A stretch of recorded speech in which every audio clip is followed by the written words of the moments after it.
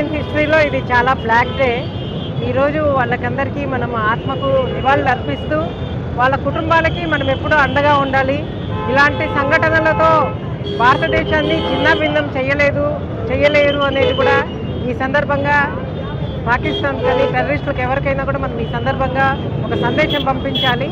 ఇంకొకటి ఏంటి అంటే మనము ఎప్పుడు కూడా ఇలాంటి సంఘటనలు అయినా కూడా భారతదేశం ఎప్పుడు ఒకటే యూనిటీగా ఉండి ఎప్పుడు తన బలంను నిరూపించుకుంటూ ఉంటుంది.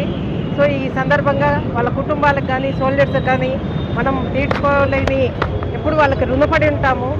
అలాంటిది ఈరోజు హ్యూమన్ రైట్స్ నేషనల్ లోక సంస్థ హ్యూమన్ రైట్స్ తరఫున మేము ఇచ్చిన ర్యాలీ చేయడం జరుగుతుంది, కొవ్వొత్తుల ర్యాలీ. వాళ్ళందరికీ కూడా మళ్ళీ ఒక్కొక్కసారి నివాళులు అర్పిస్తూ ఉన్నాం.